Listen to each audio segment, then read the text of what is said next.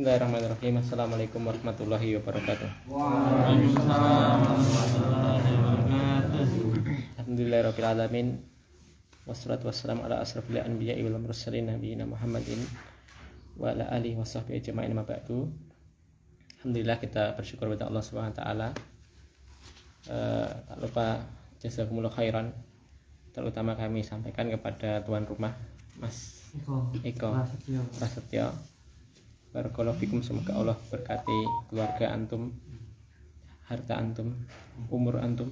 Semoga Allah panjangkan di atas kebaikan. Juga teman-teman sekalian yang sudah hadir di sini, semoga Allah berikan pahala yang besar.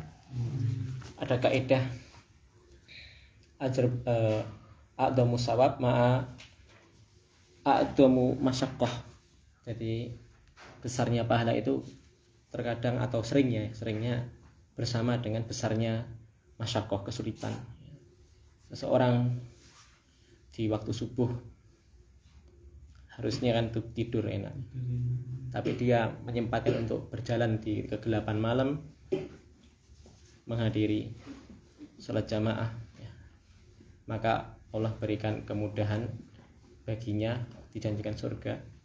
Man sholat bardaini dakhalal jannah, kata Nabi Muhammad SAW. Barang siapa yang sholat di waktu dua sholat yang dingin, sholat asar dan sholat subuh, maka Allah akan janjikan baginya surga. Karena beratnya ya, subuh itu juga beratnya asar. Kenapa asar berat? Kenapa? Nah, nek wong sawah saya asluk srengenge ini saya penak, saya sejuk. Arek mulih kok ya eman-eman. Soal iki borongan ini. Bidang rampung. Sama saja ya, seperti itu. Dan salawat serta salam kita aturkan kepada Nabi kita Muhammad sallallahu alaihi wasallam. Kita akan baca bab berikutnya, bab maja'a fi qurbatil Islam wa fadlil ghuraba. Tafadhal Mas.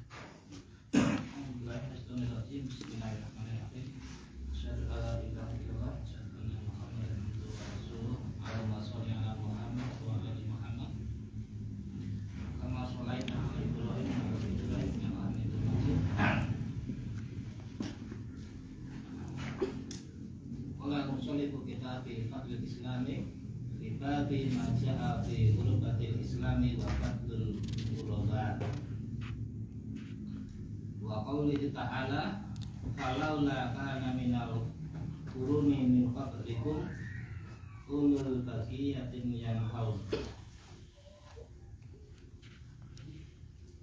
yanhauna 'anil fasad. Coba sampai itu. Ya, habis. Oh ya.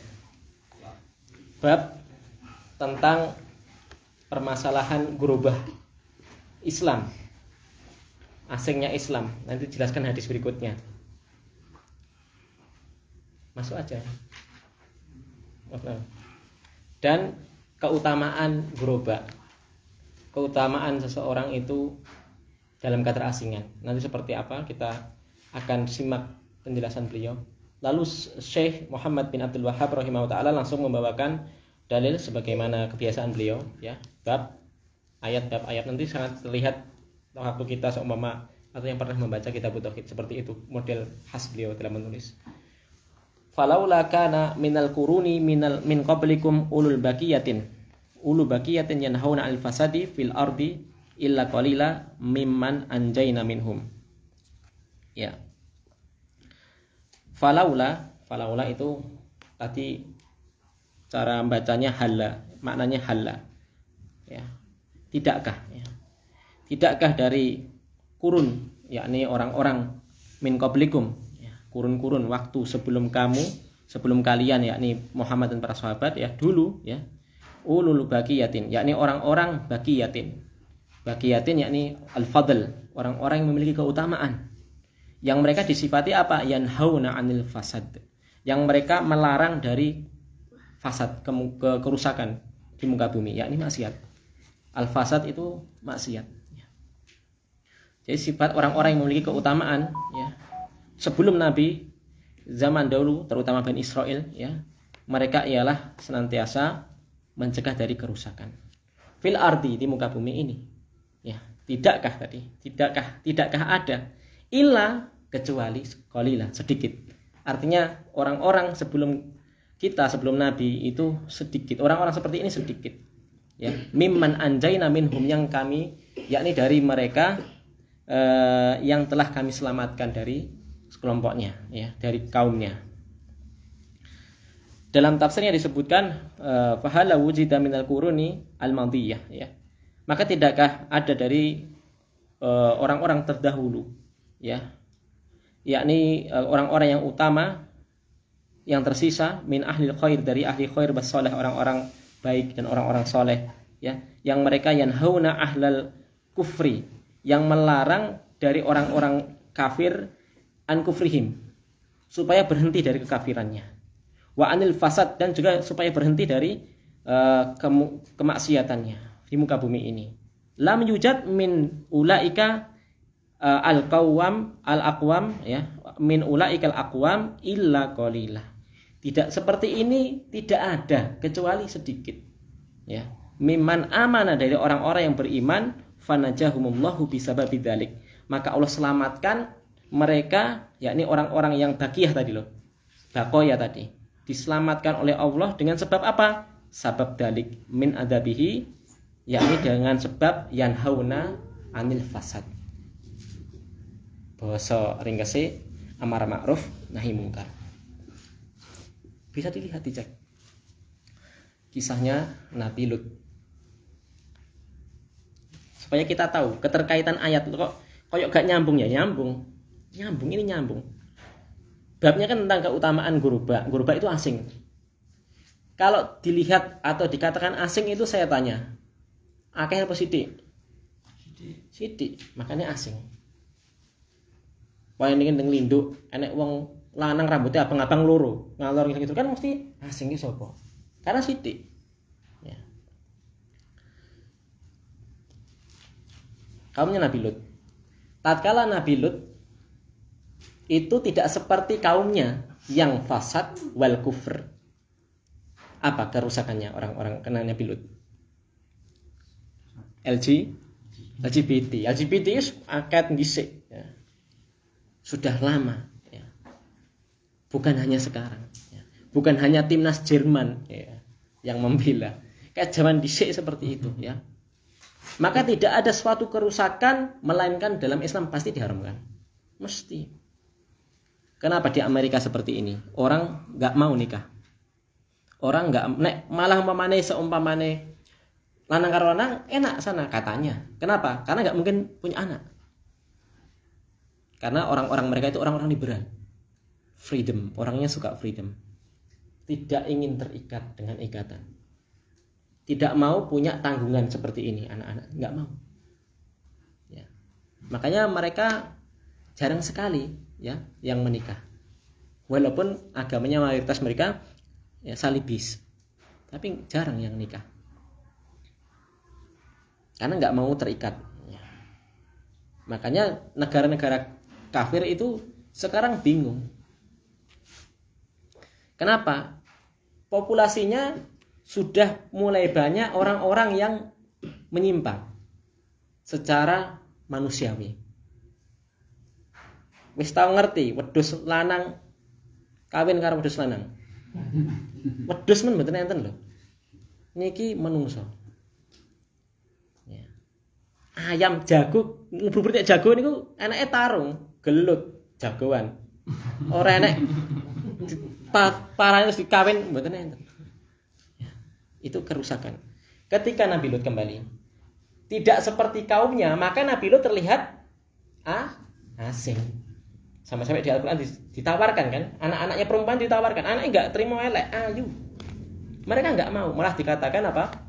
Dikatakan Nabi Lut itu dikatakan apa? Orang yang sok suci, ya tatahharun. Kamu itu orang sok suci. Akhirnya dikasih tenggang 3 hari kan, sampai akhirnya di waktu subuh Nabi Lut dan orang-orang yang ikut beriman pergi sebelum subuh itu, meninggalkan tempat kediamannya, ya, sebelum diratakan oleh Allah dengan apa? Tentu dengan mengutus malaikat. Hancur. Yang ikut Nabi Lut banyak apa sedikit? Sedikit. Nah, masuk kan hadis ini. Ayat ini. Kaumnya Nabi Nuh. Bahkan jangankan Nabi Nuh, ya. Jangankan orang pengikutnya Nabi Nuh, istrinya, anaknya pun juga tidak mau beriman. Seperti istrinya Nabi Lut juga sama, nggak mau beriman. Tapi seperti ini istisnaiyah ya. Jadi namanya istisnaiyah. Seperti kasus seperti ini istisnaiyah, pengecualian. Enek itu nadir, jarang. Jadi secara kadang seperti dalam hukum Islam, fikih, akidah seperti itu. Nek ini mesti ini, tapi terkadang enek sing metu sengkoril. Kadang ada seperti itu. Memang jadikan seperti itu. Ya. Jadi kalaupun ya memang asalnya wong soleh untuk solehah itu secara umum. Nek ngasek meletot itu pengecualian. Ojo coba-coba. Aku tak golek sing anu PSK. Biasa.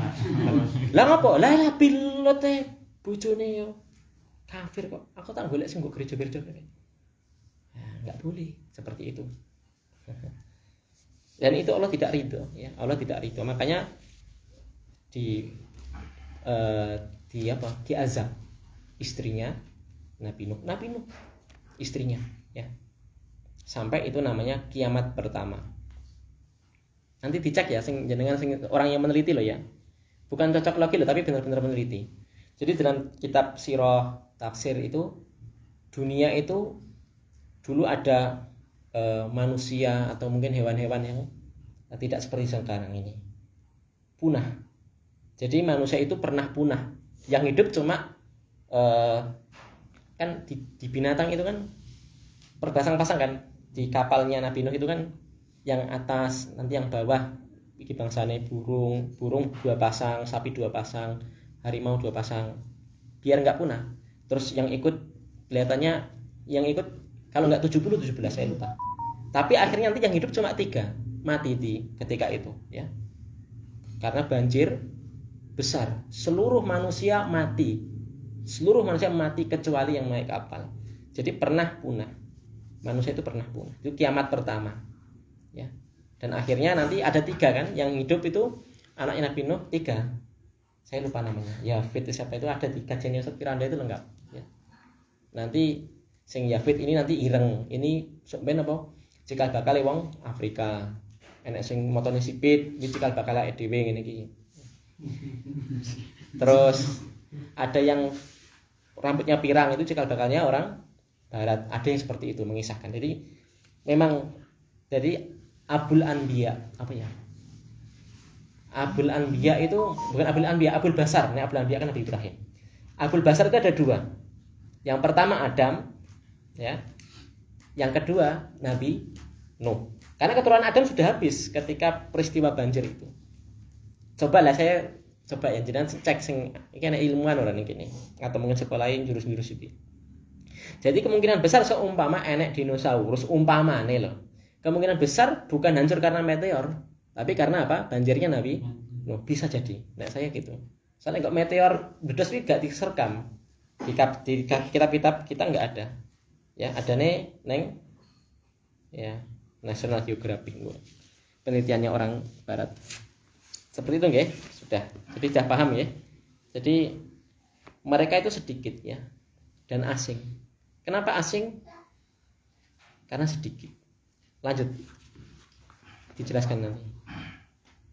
Wa an Abi Hurairah radhiyallahu anhu marfu'an bada'al Islamu ghariban wa sayamudu kama bada'al ghariban atubalil ghuraba.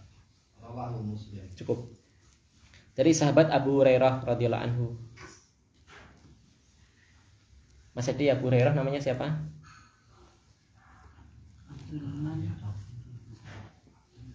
Siapa? Abdurrahman bin Sakhar. Kalau Abu Bakar Abdullah bin Utsman, ya. Kadang seperti ini dihafalkan ya. Nah, Argentina kan Messi gitu. Dhisik Saviola. Dhisik Batistuta. Saviola dhisik pernah ke Barca. Itu kan hafal kan? Karena seneng bal-balan. Coba seperti ini diarahkan sesuatu yang lebih manfaat. Saya nggak mengharapkan bal-balan, mau seneng ndelok bal-balan. Mubah ya. Bal-balan itu mubah, ndelok ora apa-apa. Ya. Kecuali kok bal-balan enak wong udo ya malah haram. Umpamane kok tinju kan enak to pergantian ronde nek wong wedok sing udo ya rasa ndelok. Ya seperti itu. Abdurrahman bin Soher mengatakan secara marfu. Kalau secara marfu artinya ini disampaikan oleh Nabi. Ya. Bada al-Islam goriban. Islam itu muncul secara asing. Kenapa asing? Asing. Dulu orang-orang musyrikin Quraisy itu percaya Allah, tapi tidak percaya hari kiamat. Tidak percaya hari kebangkitan, nggak percaya. Yaumul Ba's mereka nggak percaya. Maka kebanyakan juz 30 ya itu juz yang andalan kita. Ya andalanku kuwi ya juz liyane apa. Iki andalane iki. Kebanyakan menceritakan tentang hari kiamat, hari kebangkitan. Amayat annaba amayat soalun. Ida sama fator itu tentang kiamat kabeh. Ya, was sama iwatorik atau yang lainnya ya. Wal atiyati dzabah itu menceritakan tentang hari-hari al-qari'ah apa? Al-qari'ah itu tentang kiamat intinya. Karena orang-orang musyrikin Quraisy itu enggak percaya hari kebangkitan. Jadi musyrikin Quraisy itu tapi percaya Allah. Percaya Allah itu Rabb-nya. Makanya mereka dalam hal tauhid rububiyah tidak syirik. Mereka meletone nang masalah tauhid uluhiyah. Makanya mereka berdoa kepada Allah itu hanya sekitar berdoa tentang kebaikan dunia karena mereka tidak percaya akhirat. Nanti dibaca di surat Al-Baqarah sekitar ayat 190-an ya.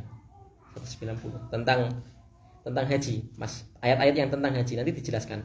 Mereka tidak berdoa. Jadi mereka berdoanya cuma tentang dunia. Adapun kita lalu ada ayat Rabbana atina fid dunya hasanah wa fil akhirati hasanah wa qina adzabannar itu.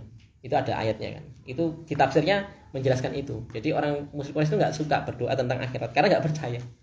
Ya. Lalu juga asing. Kenapa? Karena Islam mereka itu sudah terbiasa mencari tabaruk bil ahjar, bil asjar. Ya. Orang-orang musyrikin Quraisy itu sudah terbiasa mencari barokah, mencari wasilah itu dengan pepohonan, dengan malaikat. Jadi sama saja sama orang Nasrani sama saja. Ya. Hampir sama kafirnya, ya. Jadi mereka biasa. Kalau ada sekarang itu saiki kok ziarah kubur, tapi kok nganggo nyembah wali ini. Lah itu kalau ya jangan marah kalau kita katakan itu musyrik. Ya itu musyrik. Nek ziarah kita mendoakan ahli kubur itu yang disunahkan. Makanya nanti jangan disalah artikan ya, kita tidak sama sekali mengklaim ziarah kubur itu syirik, enggak. Itu sunnah. Tergantung nanti seperti apa model ziarahnya. Jadi mereka ada yang tahu, bisa tak jelas nih orangnya. Kenapa orang-orang musyrikin Quraisy menyembah batu? Kan ada nama Lata, Uzza, Manat, itu kan salah satunya ada yang batu. Ada yang orang soleh. Jadi antara Lata, Mana, wa Uzza itu ada yang batu, ada yang pohon. Nek pas pohon itu yang ngetok sih ngetok Ali apa Khalid? Ada yang tahu? Saya lupa. Ada yang ingat? Dikotok metu gendruwune wedok. Iya ada. Mungkin bahasanya ini gendruwo ya. Keluar itu rambutnya gimbal. Lalu tebas sama Khalid enggak salah. Mati. Sing biasa disembah. Ya kemungkinan besar nek enek pet-pet kok punden mi nek disembah kemungkinan yo enek bangsane ngono kuwi. Makanya umpamane wong nyembah Mbah terus dia nyawari yole ya enggak heran. Ya bisa jin bisa ngomong. Makanya semakin orang itu semakin magic, pohon itu semakin magic, ya semakin percaya. Aku pas nyeluk Mbah nyawari yole kok. Nah. Berarti ini kan sakti. Makanya dia semakin sesat. Makanya kenapa? Kembali lagi, kenapa kok menyembah batu? Kenapa alasannya? Alasannya ngeri loh. Orang-orang musyrik itu. Karena batu itu tidak punya dosa. Makanya sesuatu zat yang tidak punya dosa bisa kata mereka bisa kuat menjadi syafaat, menjadi wasilah antara dia dengan Allah. Tapi ini salah. Tapi alasannya ngeri. Kalau zaman sekarang orang itu nyembah ali ma'asi, ya, nyembah orang-orang yang kiainya atau pendeta nih, ya. Yang terbukti ternyata apa? Kalau di orang Syiah itu menghalalkan zina. Ya kita katakan zina aja, nggak sah apa sih nikah mut'ah. Itu namanya zina gitu aja. Makanya model-model berdoa khauf roja hanya kepada Allah saja ini asing orang musyrik. Ya. Jadi puluhan tahun mereka itu yang tidak nyembah Isa loh ya. Karena Nabi datang di Mekah atau hidup di Mekah atau nanti datang di Madinah itu kondisi orang Nasara Yahudi lebih dulu ada. Tapi kalau kita dibantah oleh orang Nasara, Kristen agama yang benar, kenapa? Karena datang lebih dahulu. Ya belum tentu. Nek datang lebih dulu itu bukan masalah benar tidaknya. Kalau Anda mengikuti ajarannya Isa benar sing orisinil, ya Anda benar. Tapi kebanyakan orang Kristen sekarang apakah percaya dengan Nabi Muhammad? Enggak percaya, enggak mengaminnya. Maka percuma. Datang dhisik nek gak sesuai ajarannya nabimu, ajaran Injil yang ori, maka salah agamamu. Inna dina indallahi al-Islam. Maka model-model beribadah hanya kepada Allah saja itu asing di mata orang musyrikin dulu. Makanya Nabi Muhammad itu di mata umatnya ya asing. Makanya yang ikut awal Islam sing galangan anak muda siapa? Ayo, gak nggo hadiah kemarin. Siapa? Ali bin Abi Thalib. Itu mu'alaf pertama dari galangan cah cileke. Kalau wanita siapa? Ih garwane sinten? Khadijah. Kalau yang kalangan besar ulama berselisih. Ada dua, antara Abu Bakar sama Waraqah bin Naufal. Ada ulama yang nek Abu Bakar jelas ya, tapi Waraqah bin Naufal ini juga kuat.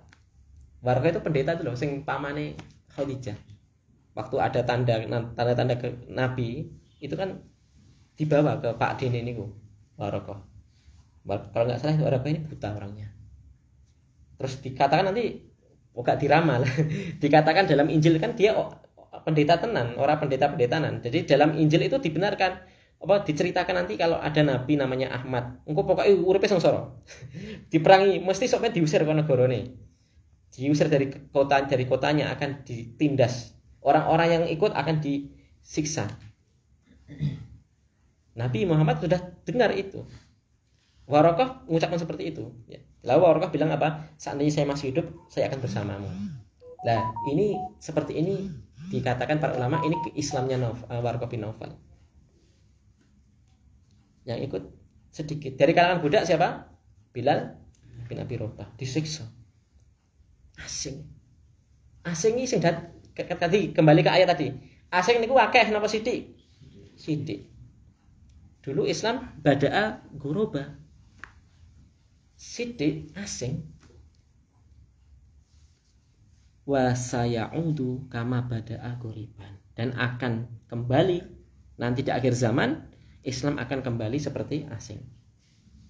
Bisa jadi banyak jumlahnya, tapi sing ngamal ke Islam sedikit.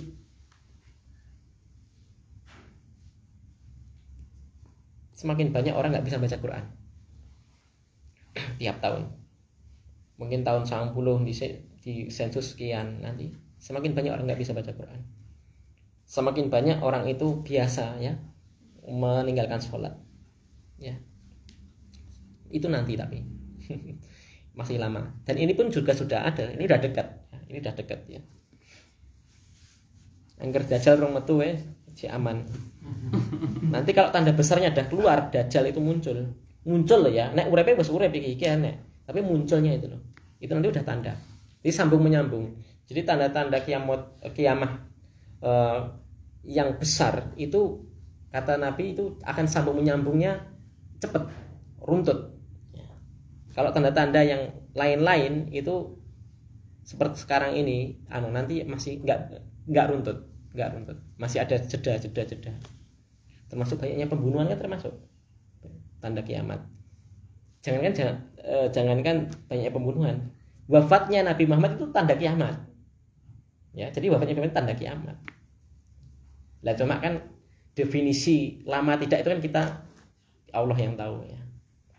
Dan sebenarnya nggak lama.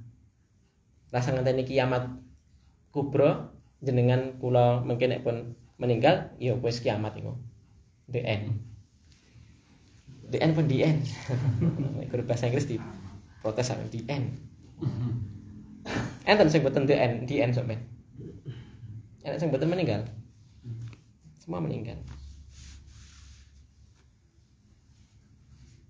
Kadang itu kita itu yakin kita akan mati itu kita yakin, cuma keyakinannya lemah.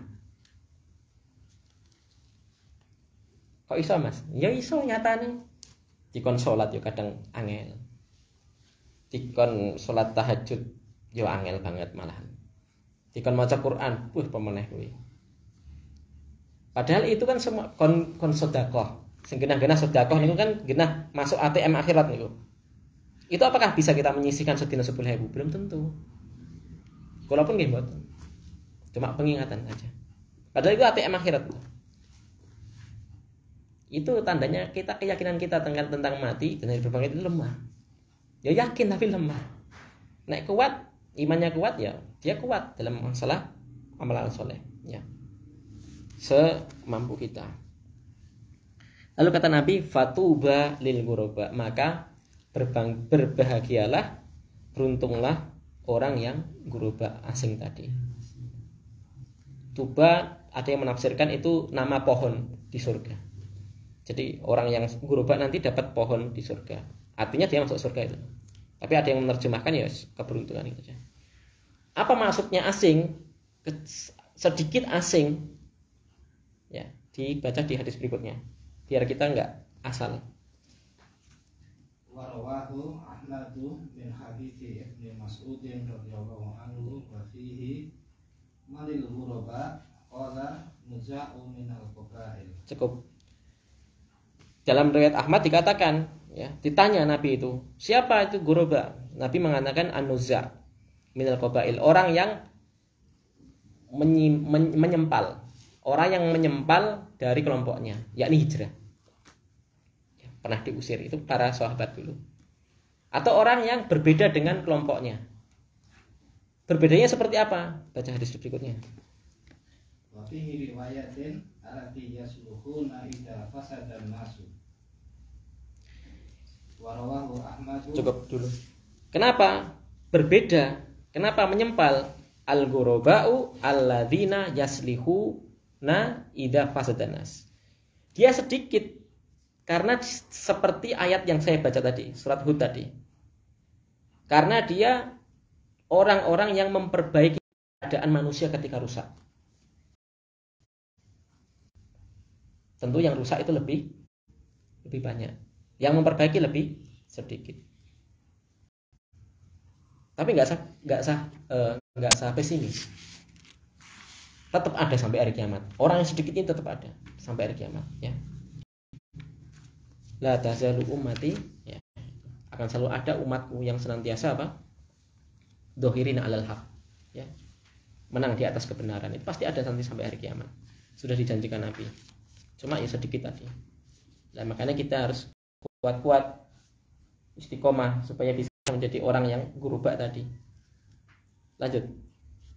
Warawahu Ahmad min tariqi Sa'id bin Abi Waqqas wa fihi fatuba yauma idin lil ghuraba idza fasadan nas. Walitirmidzi min hadithi kasiru bani min hadis kasiri bani hadithi kasiri bani Abdillahi an abihi an jaddihi fatuba lil ghuraba alladziina yaslihina ma afsadun nasu minas sunnati. Ya. Ini mulai kita mulai tahu kan informasi. Ya. Maka beruntunglah orang-orang yang di hari itu menjadi asing. Kenapa asing? Yakni ketika manusia itu rusak. Dia tidak ikutan rusak itu maksudnya. Fatubalil ghuraba alladzina yaslihuna ma afsadan nas, hampir sama ya. Maka berbahagialah, beruntunglah orang yang ghuraba, yakni orang-orang yang memperbaiki keadaan manusia ketika mereka rusak. Min sunnati, yang rusak yang menyimpang dari sunnahku. Kalau dikatakan sunnahku, sunnah Nabi itu artinya bukan sunnah secara fikih, tapi sunnah itu tuntunan. Asing. Asing mas. Jadi ngajak ngamal ke Islam kok asing. Kayak maling ngajakan. Dulu istri saya itu mondok di Al-Madinah. Itu awal-awal kan nggak pakai cadar. Di luar ya, ini kita bahas hukum cadar itu apa. Jadi hukum cadar itu ulama berbeda pendapat antara wajib dengan sunnah. Orang enek sing muni mubah, makruh pokoknya haram.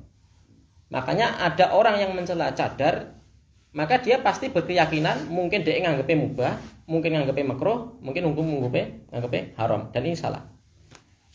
Nek ra sunnah wajib. Ya. Jadi itu awal-awal pakai cadar itu nek numpak bis cik tinggu. Mungkin nek teko gang itu pot. Karena takut ketahuan orang tuanya. Itu terus berlangsung sampai akhirnya berani itu ya lama. Ya seperti itu loh. Wong ngarep ngamal ke syariat pe ndelik-ndelik kayak maling. Karena apa? Ini asing. Dan seumpama konangan, ya hadahullah taala. Ya, semoga Allah berikan hidayah kedua orang tua kita semua. Kalaupun nanti ketahuan asing, ajaran apa nen? Padahal dia sing gak mudeng malah dia kok. Iki ajaran apa nen? Ngajimu golongan apa, aliran apa? Ya, di luar nanti hukumnya apa loh ya? Ya. Kalau ada hukum yang meyakini hukum sunnah, maka tidak pakai cadar juga tidak mengapa karena sunnah saja. Ya, yang jelas kita saling menghormati. Jangan Jawa Timur. Jawa Timur niku salat jamaah iki enak-enak. Maghrib, isya karo subuh. Nek dhuwur asar iki ora enak sing ngadan. Kalau di awal-awal kuliah niku mulai nang desa iki ngasek gojek-gojek arep ngadani. Engko nek tak adani malah kaget kabeh sak kampung. Padahal belajar kuwi kan belajare dhisik ngaji nang Solo ki yo nek ustaz ke jarene yo nek salat yo diadani. Yo ora nek hadise malah enek nang maghrib tok, subuh karo isya malah gene hadise kuwi. Yo ben salat. Tapi saya itu takut. Gue nek tak adani malah kok ke anake sapa ke aliran yang dineh lah itu kan jadi asing. Padahal ini syariat loh. Jadi asing itu nanti salah kaprah. Sing wajib kuduke wajib. Padahal kan ngapunten, mendirikan salat jamaah itu hukumnya fardu kifayah. Kalau satu kampung nggak ada yang mendirikan, dosa semua. Fardu kifayah. Termasuk salat jamaah. Ya, menurut pendapat Imam Nawawi itu hukumnya fardu kifayah. Walaupun para ulama berselisih pendapat. Ya, ada yang mengatakan sunnah muakkadah. Ya, Imam Syafi'i. Ada yang mengatakan wajib fardu ain. Ya. Ada yang mengatakan syarat sah salat. Siapa ini? Pendapatnya siapa? Syekhul Islam Ibnu Taimiyah. Diikuti Syekh Shalih Fauzan, ulama sekarang. Apa konsekuensi ini nek syarat sah salat? Apa konsekuensi ini? Dadi ini nek salat ora jamaah, ora sah kalau pakai pendapatnya Ibnu Taimiyah. Ya makanya seperti itu kita harus tahu hukumnya dan ambil apa yang mantap. Bukan ambil yang menak, Mas. Ambil yang mantap. Cari hadis-hadisnya diteliti. Kalau enggak manut ustadz weh. Manut ustadz gampang. Kan pemane kleru kan melu ustadz. Gitu. Iya, seperti itu. Kita enggak punya perangkat kok. Bahasa Arab ora iso merojihkan yang mana. Maca terjemahan ya ora cukup, ya. Apa semua buku diterjemahkan? Enggak jawabannya. Masih mungkin 0,% dari semua kitab yang diterjemahkan itu di bahasa Indonesia. Belum ada 1% saya yakin, ya. Karena banyak kitab itu. Ngertinya kan kitab-kitab Indo kan. Seperti itu nggih. Jadi asingnya seperti itu.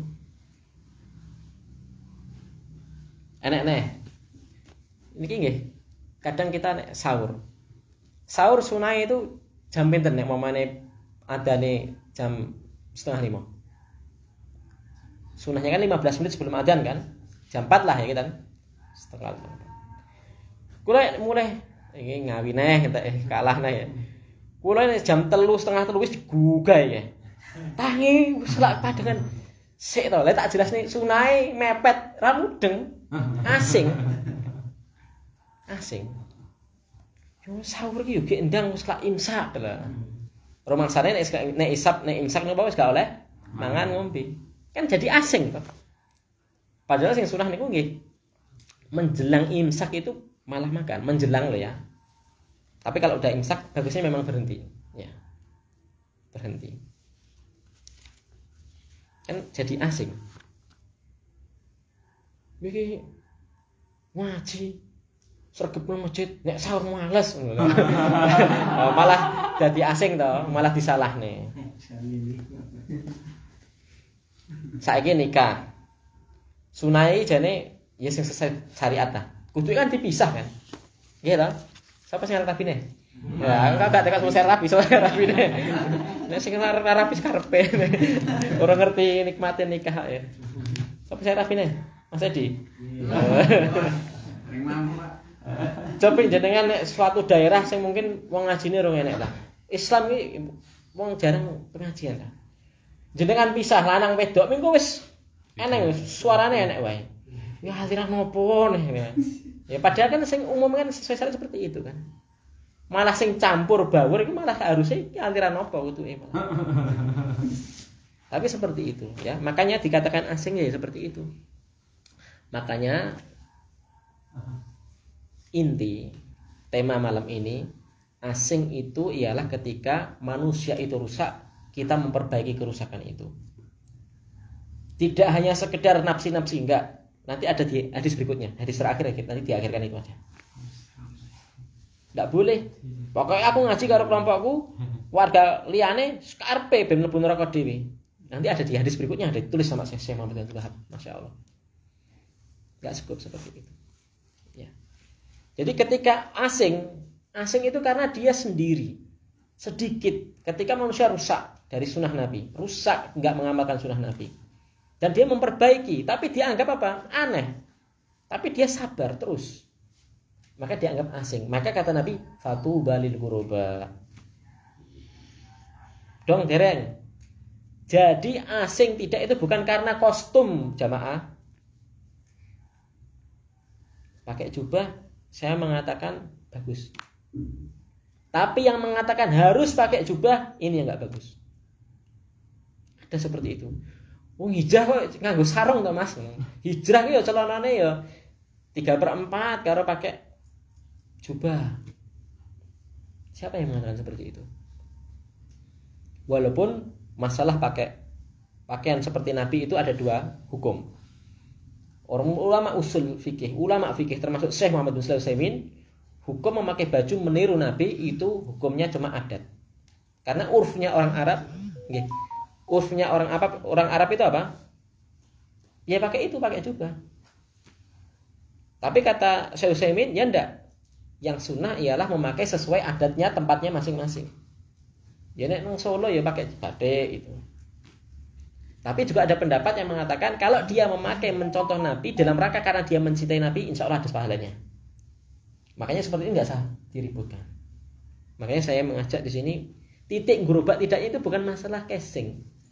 Ya, tapi masalah tadi bagaimana kiprah kita dalam masyarakat, ya dalam mengamalkan Islam, ya nggak masalah. Penting anggar gak nyeleneh gitu aja, anggar gak jangan sampai kita itu punya niatan bahkan salah iki hadis iki yo lho asing, dadi ne kitoke sing nyele kuwi mesti bener. Dadi apa hadis iki? Wah. Ustadz sapa sing ngajari? Mas Arifin. Jenengan turu ya ning pojok dhewe. Terakhir, hadis berikut terakhir.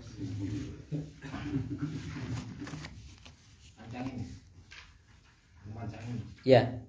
Ojo muni pancang Mas, cacang ndak do. Aduh. Diwaca ngono wae.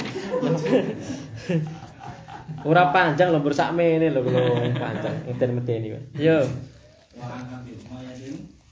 Umayyah ta? sa'atu Aba Ta'labati Al-Khushani Al-Khusani radhiyallahu anhu kaifa taqulu min hadhil ayata fi hadhil ayati ya ayyuhalladzina amanu 'alaikum anfusakum la yadurrukum man dhalla idza tadaitum. ahtadaitum qala amma wallahi laqad sa'alta anha khairan sa'altu anha Rasulullah sallallahu alaihi wasallam. Di situ khairan sa'altu anha khairan. Iya. Oh khairan. Mana kok khabiran? Kita iya khairan. Lanjut. Khabiran ya betul. Oh iya. Tenang, kono kan ditanggung kono. Ya lanjut. Lanjut. Sa'alta anha khabiran sa'altu anha Rasulullah sallallahu alaihi wasallam. Faqala bala i'tamiru bil ma'rufi wa tanahaw 'anil munkari hatta idza ra'aita sukhan muta'an wahwan mutabi'an wa dunya mu'saratan ya wa ijaba kulli dhi ra'yin bi ra'yihi fa'alaika binafsika wa da'u ankal awam fa inna man waraikum ayaman sabiru fihinna mithlu qabiti ala sahmi lil amili fihinna mithlu ajri khamsina rajulan ya'maluna mithla amalikum ila mina aw minhum qala fa minkum rawahu Abu Dawud wa Tirmidzi. Nah, ya, nutup iki. Kita baca terjemahannya. Dari Abu Umayyah pernah berkata, ya, saya mendatangi Abu Sa'labah. Ya, ini sahabat, tapi ini mendatangi sahabat. Maka ia berkata, bagaimana pendapatmu tentang firman Allah Subhanahu wa taala, ya ayyuhalladzina amanu 'alaikum anfusakum la yadurrukum man dhalla idza tadaitum. Ya. Kenapa tanya? Saya baca syarahnya tadi. Artinya sih, wahai orang-orang yang beriman, ya, bagi kalian diri kalian. Ya. Bagi kalian diri kalian sendiri. Kenapa? Tidak la yadurrukum, tidak akan memberi madarat orang-orang yang sesat. Ya, jikalau kalian sudah diberi hidayah. Dari ayat ini banyak tabi'in atau orang ketika itu menafsirkan rumangsane orang itu kalau sudah diberi hidayah, ada orang sesat, maka kita di atas hidayah sudah. Kita ngurusi diri kita saja. Karena apa? Yang sesat biar sesat. Ini banyak yang dipikirannya seperti itu. Lain ternyata apa? Ternyata salah. Nah, ini padahal masih dekat dengan zamannya Nabi, ya. Makanya dia tanya, ini pentingnya seseorang yang ragu. Kalau ragu, tanya yang punya ilmu. Ini faedah ya. Jadi nek ragu ojo diteruske. Jangan diamalkan dulu. Ya tanya dulu, tanya pada orang yang berilmu. Dalam memahami ayat, dalam memahami hadis, jangan diamalkan dulu kalau masih ragu. Ya. Sampai nanti kita akhirnya mengamalkan sesuatu yang sifatnya salah malahan. Nanti saya akan singgung tentang masalah jangan sampai kita itu berdakwah tapi salah. Bantah niatnya bantah tapi bodoh. Nanti saya sampaikan di akhir. Lalu dia menjawab, Abu Sa'labah menjawab Abu Umayyah tadi, ya. Wallahi demi Allah, ya, sungguh aku pernah bertanya sama seperti kamu kepada Rasulullah SAW. Maka Rasulullah menjawab apa? Bal u'tumiru bil ma'rufi. Bahkan kalian itu harusnya apa? Diperintah oleh Allah agar amar ma'ruf nahi mungkar. Singkatnya gitu. Ya. Sampai jikalau kalian melihat orang-orang itu ada yang rusak. Kenapa rusak? Karena rasa kikir, cetil, bakhil yang dituruti, ya. Atau hawa nafsu yang diikuti. atau dunia yang sangat berpengaruh. Dan ini susah. Kebanyakan berpengaruh. Buktinya apa? Salat Isya, Allahu Akbar. Sesuk nang ndi yo mangkale. Iki sing bakul. Bah, sesuk programnya sing tak karepe iki. Kelingane pas salat. Ya seperti itu adunya mu'tsaratan. Dan kerusakan berikutnya ialah ada orang-orang yang kagum dengan ini loh, kecerdasannya. Sampai-sampai kecerdasannya ini mengalahkan hadis Nabi. Makanya kalau ada hadis Nabi yang nggak masuk akal, tidak dipakai. Kenapa nggak masuk akal? Padahal kata Ali bin Abi Thalib apa? Ya, seandainya Islam itu semuanya karena butuh akal, maka tentu tidak ada perintah maka tentu yang lebih berhak untuk diusap ketika sunnah khuf itu apa? Yang harusnya diusap yang bawah. Tapi sunnahnya apa? Di atas. Nek secara utek nalar kan ya sing dianu sing ngisor to, sing reget ngisor, tapi kok sing dhuwur ya karena kita uteknya aja tinggu terus. Terkadang harus utek itu tinggune pas lah. Apa yang pas maksudnya pas? Harus tunduk. Otak itu kejeniusan itu harus tunduk kepada wahyu. Itu namanya orang benar-benar jenius. Lalu maka ketika Nabi menyebutkan tadi banyak kerusakan A, B, C, D tadi, fa'alaika bi khassah nafsika. Maka mengamalkan ayat tadi, ya ayyuhalladzina amanu alaikum anfusakum, yakni artinya gini, maka wajib atas dirimu untuk tidak ikut-ikutan. Alaikum anfusakum. Ojo melu-melu. Pokoknya urusan awakmu di masalah istiqomah itu diurus awake dhewe. Ya, kita penting istiqomah sih. Ya. Dengan seperti apa istiqomahnya? Dak'an kal awam, jangan mengikuti kerusakan orang awam.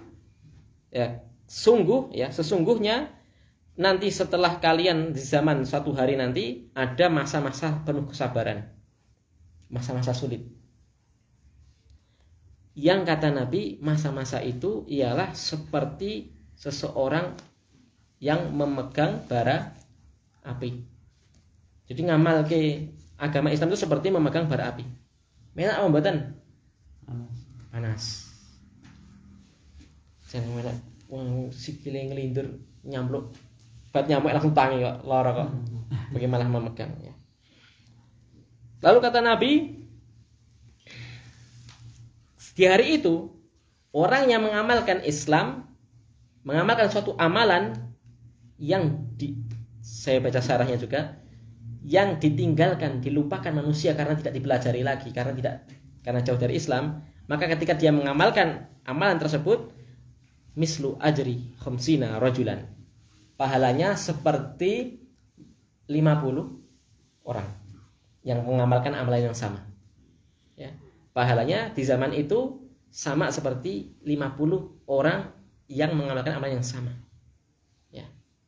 Lalu para sahabat ketika itu bertanya, minna au minhum, kata Nabi, bal minkum dalam hadis yang lain.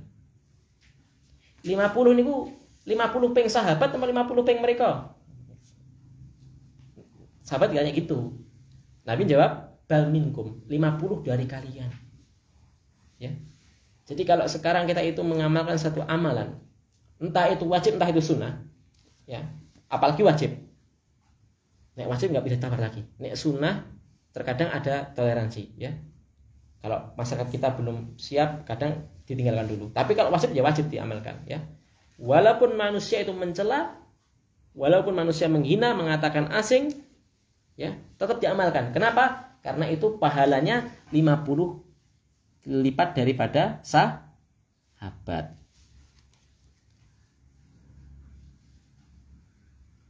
Jadi ini lebih apik sahabat nama awake dhewe. Tetap sahabat. Ini cuma pada kasus seperti ini, ya. Ini coba kasuistik. Nah, secara global head to head kita itu sama sahabat. Dijawab sama Nabi, la tasubbu ashabi. Ya, jangan pernah kalian mencela para sahabatku. Seandainya lau anna anfaqa ahadukum misla uhudin dahaban ma balaga min ahadin minhum wala nasifahu. Ya. seandainya kalian ini siapa? Non sahabat termasuk kita, berinfak dengan sebesar gunung Uhud, kerupuk napa godong emas, itu tidak bisa menandingi infaknya sahabat. Sebesar apa? Segini, 1 mudda minhum wala nasifah, ataupun setengahnya. Lebih hebatnya lagi, di hadis ini tidak disebutkan dahaban. Nabi tidak merinci infaknya sahabat ini emas atau perak, pokoknya. Tapi nek kita emas, artinya sangat jauh sekali kebaikan kita, keutamaan kita dengan keutamaannya para sahabat. Jadi yang masuk 50 kali lipat pahalanya ini kasuistik, beberapa kasus. Karena apa? Karena menimbang beratnya apa? Beratnya mengamalkan suatu amalan ketika kita terasing itu berat.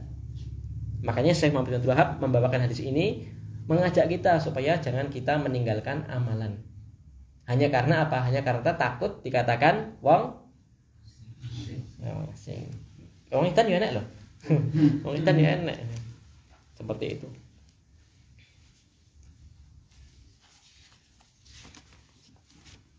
Maka pesan saya, ya,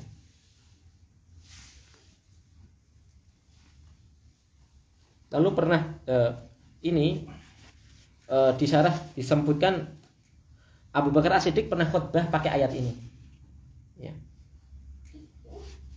Lalu Abu Bakar As-Siddiq mengatakan membaca ayat ini tadi, lalu disambung dengan perkataan beliau, sesungguhnya manusia jika melihat kemungkaran sehingga kalau dia tidak mengubahnya, maka Allah akan ratakan azabnya di suatu wilayah tadi. Ya. Jadi tafsirnya Abu Bakar. Ya, beda kan tafsirnya orang-orang yang keliru tadi dengan Abu Bakar. Abu Bakar tatkala membaca ayat ini langsung ditafsirkan, sesungguhnya apabila manusia melihat kemungkaran tapi tidak mengubahnya, maka Allah akan ratakan kaum tadi dengan azab. Ini kan ada di Riyadhus Shalihin juga yang golongannya itu Abrohah itu loh, diratakan. Aisyah tanya, lah kan enten sing wong dodolan nang pasar, enek wong sing ora sengaja liwat kono, lha piye? Maka kata Nabi, mereka akan dibangkitkan sesuai niat mereka. Dan nang kono apa niate? Niate yang berliwat tok. Ya, niatnya berliwat atau mungkin dodolan nang pasar tadi.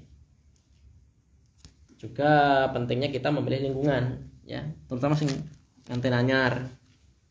Dikai duit Pak Ibuke, nyole 1 miliar tuku omah, tuku omah. Ya dipilih-pilih lingkungan, ya. Pilih tetangga yang bagus, ya.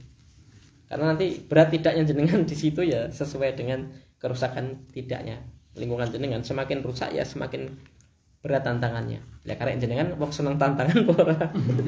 Nah iso yo terlalu gaya lah. Aku seneng tantangan Mas, tenane ketut malah rampung.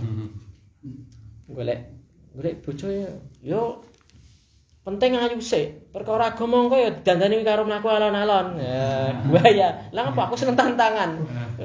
Sok mben, ayo Mas pengajian. Nah, apa? Seneng bojoku. Contoh. Ya. Makanya yon ayu tur solehah. Nah, kuwi. Purun Mas. Wah. Ya. Makanya ya pesan saya itu amar ma'ruf nahi mungkar itu hukumnya wajib. Tadi nanti kena semua kalau enggak diam. Makanya adanya apa itu gempa bumi ya sempat seperti ini ya, kita juga doakan semoga yang di Turki ya, semoga Allah berikan keringanan. Yang sudah wafat semoga dihitung sebagai syahid. Yang masih hidup semua diberi ketabahan, beri kelonggaran. Hitung ya. Jadi itu asalnya ya karena orang-orang sing maksiat itu. Ya. Tapi kalaupun nanti yang meninggal juga ada yang beriman enggak masalah ya. Karena akan dibangkitkan sesuai amalnya ketika dunia. Jadi wajib ya, sebelum datang azab itu ya, jenengan di RT ya, di kampung, di masjid itu harus terdepan. Ya. Kalau jenengan ngamal kene seperti tafsiran yang sebelumnya tadi, tidak akan berpengaruh ya orang yang sesat. Ya akan menyalahi tafsiran tadi.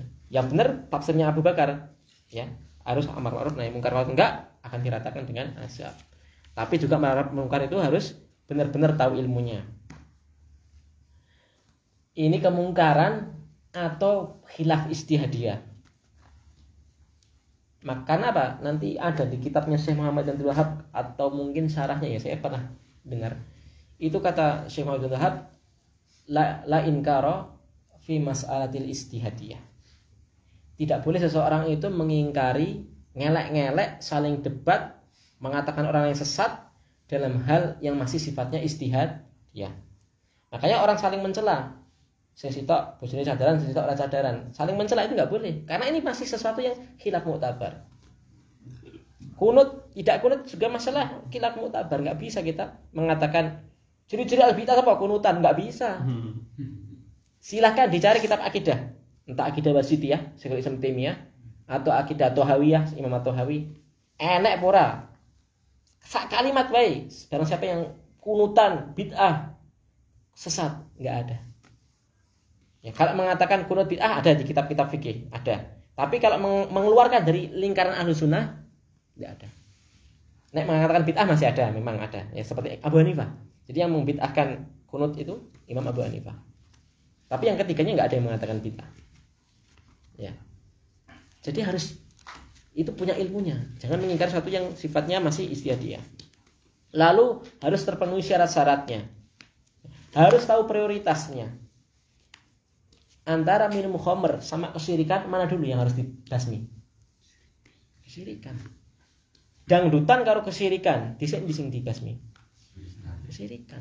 Jangan sampai Anda itu bubar ke campur sari judes, tapi kalau ada ya, masyarakat kesyirikan Anda diam saja.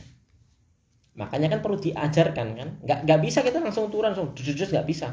Kecuali kita Satpol PP punya wewenang. Kalau kita enggak punya wewenang. Ya, amar ma'ruf munkar itu kita, kalau Syekh Fauzan ditanya seperti ini, kita nggak boleh langsung turun, nggak boleh, tapi lapor ke yang berwajib, karena pemerintah punya wewenang. Itu nanti dalam hal amar ma'ruf munkar memang seperti itu ya. Sing kasus di itu, saya kan akan bilang nanti akhir nanti di Pamekasan, sing sampai viral itu, YouTube viral, nggak Facebook rapati yo, nggak TikTok ya viral. Sing masalah dia khutbah lah, mengatakan wah ini orang NU, bahkan ustaz-ustaznya menyembunyikan hakikatnya, bahwasanya pendiri pondok ini mengharamkan mulut Nabi. Ini kesalahan fatal. Bukan saya membela mulut Nabi, bukan, cuma saya ingin gini loh, kita itu membantah sesuai ilmu. Karena dalam kitabnya itu judul saya lupa enggak nyatet judulnya. Sing terjemahannya weh. Judulnya itu gini loh. Judulnya Mbah Hasim itu haramnya intinya tahdzir, peringatan keras bagi orang yang mengadakan Maulid Nabi diiringi dengan kemungkaran. Jadi yang diingkari Mbah Hasim itu ialah Maulid Nabi yang isinya campur sari, dangdutan seperti itu. Adapun Maulid Nabi yang isinya tidak menyalahi aturan syariat, maka beliau mengatakan boleh. Di kitab itu dirampung nih, dibaca sih. Nah, kalau kita ngutip kitab itu bahkan di video tersebar di mana-mana, itu kan seperti apa? Mempertontonkan kebodohan dia. Yang lebih, makanya saya berani ngomong. Kalau berhenti di situ, saya diam. Ternyata di waktu apa jenenge Mas? Klarifikasi itu dia nyampaikan gini kok. Mohon maaf, saya di khotbah itu lupa. Sebenarnya akan saya tambahkan, enggak bisa. Itu kelihatan banget nek wong bahasa Arab iki niate iki wong gagal paham utawa lupa itu ketok. Wong dia dari awal sudah mengatakan dalam kitabnya bahasa melarang Maulid Nabi. Judulnya kitabnya itu ini dilarang Maulid Nabi. Tapi diklarifikasi dia jadi masih mending kalau dia diklarifikasi mengatakan begini, mohon maaf saya salah menerjemahkan, rampung. Dia diklarifikasi malah jawabnya itu belum selesai, nggak iso ketok dalam sisi orang ustadz terjemah dalam hal terjemah menerjemah itu kelihatan orang itu salah menerjemah. Tapi dia elake pas klarifikasi nggak disampaikan. Istilah lawang lanang orang lanang. Lah seperti ini yang kena imbas siapa? Semua. Dikebyau ya Wahabi. Bodoh. Kebyau ya. Siapa yang kena? Dan saya yakin orang ini ketika hendak klarifikasi kemungkinan besar dia tidak konsultasi sama ustadz-ustadz besar di Jawa Timur. Mungkin nggak sowan tenggone ustadz-ustadz yang sepuh. Maka pentingnya itu ya, kita itu harus Ditutup maksudnya. ingkar mungkar itu harus dengan ilmu. Jadi niatnya apa? Menyampaikan kalau bahasanya maulid itu bid'ah. Itu satu yang bagus, memang ada pendapat yang mengatakan kita memang ada. Walaupun ada juga mengatakan tidak masalah. Ya selama tidak disitani. Memang ada dua pendapat. Ya. Bahkan ada yang mengatakan itu termasuk apa? Sesuatu yang diadakan yang adanya jauh dari zaman para sahabat, para salaf. Ya. Itu masih kalau berhenti di situ bagus sebenarnya. Tapi saat dia wis nggawa jenenge pendiri NU langsung seperti itu di-share, makanya kan dia digorek wong akeh kan akhirnya. Klarifikasi malah seperti itu. Yang kena imbasnya seperti itu ya udah wis kadung qadarullah masyaallah itu Allah. Cuma itu bisa jadikan ibrah nih. Jangan juga harus hati-hati ya. Nanti kalau ada yang jadi ustadz dadaan pas kultum Ramadan itu juga harus dengan ilmu, jangan sembarangan. Tapi harus berani. Harus berani. Apa sithik ngundang Mas Arifin lha wis apa sing dakwah? Apa arep omah kene? Ya. Makanya apa belajar. Jadi saat Anda ditunjuk oleh takmir jadi ngisi kultum itu harus digunakan. Lah gunane jenengan teko ben Rebu, lah gunane apa nek ra disampaikan nih? Ya. Harus bisa. Ya, harus bisa. Paham ya? Kalau ada kurangnya mohon maaf. Semoga Allah berikan keistiqomahan kepada kita. Subhanallahi wa bihamdika asyhadu an la ilaha illa anta astaghfiruka wa atubu ilaik. Assalamualaikum warahmatullahi wabarakatuh.